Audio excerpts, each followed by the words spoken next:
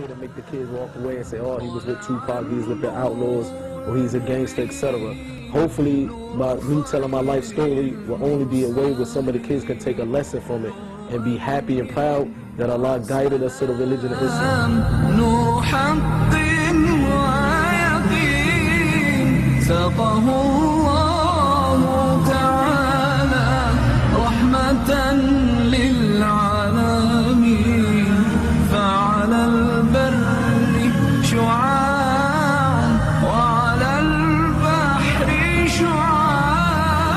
At the age of 3, I witnessed both of my parents get murdered in front of me. I also got shot in the foot during the killing of my mother and father.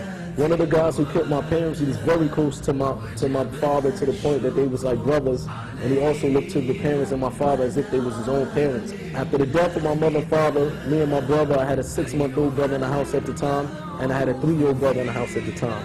To the point that we didn't even, after the killing of my parents, me and my brothers, we was in the house for 24 hours overnight with the dead bodies, and luckily one of my relatives found us and they took us to our grandparents, etc. Both of my parents, when they got married, before they got married, they both was converts to the religion of Islam.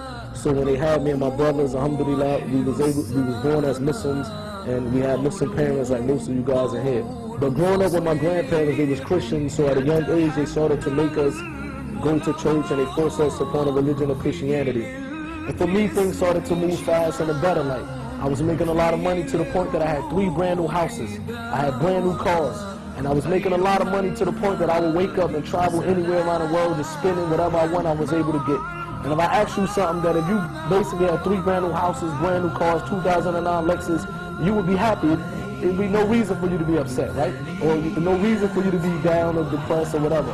I thought the same thing until I put myself in that position. And I swear to God, if anybody that's basically living their life only for materialistic things, only to get money, only to get rich, only to sell drugs, only to get their main thing focus in life is this dunya, I guarantee you, you would be depressed.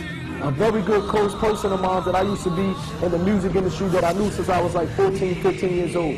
He produced 100 million records worldwide. 100 million records worldwide. He produced many of hits for Tupac, Snoop Dogg, Nas, etc. I get a phone call 3 months ago from his wife. She was crying hysterically, and she told me that his name was Johnny J, and she told me Johnny J just committed suicide.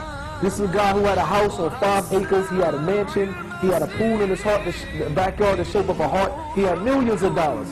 And when I asked his wife, I said he had everything. Why would he do something like that? I said, I don't think he killed himself. Maybe somebody killed him. She said, no, he killed his own self. Even though he had the money and the houses and the cars, a wife and a kid, she said, but he wasn't happy in the inside. Fortunately, a lot of Muslim youth, even in this country, they putting the religion of Islam aside. They running towards a life that people like myself, people like the brother, and thousands of people in America are running away from. Why would you run towards the hellfire when Allah tells you in the Quran that if you follow this religion, you have a chance to get to Jannah, inshallah? You go to a brother and say, what's your name? Muhammad. He said, no, my name is Mo. He's sagging his pants. He walking like a gangster. Man, come on, man. Real gangsters don't even behave like that in the first place. You got Muslims, man, they walking around like gangsters. And you got gangsters in America that's leaving that lifestyle, running towards the religion that many of the Muslims are running away from. Allah doesn't need us, we need Allah. When we walk away from our religion, it's nothing for Allah to replace us with better Muslims. When you stop going to the masjid, you're not at the front row doing your salat no more, this doesn't hurt Allah one bit. Allah will raise up another person who was a kafir, he will accept the religion, in the same masjid that you was making your salat, he will be in the front row making the salat, he will be happy to follow the Quran and the Sunnah. While you want to follow the Sunnah of Tupac, it will be somebody that will be honored and happy that Allah chose them to follow the Quran and the Sunnah.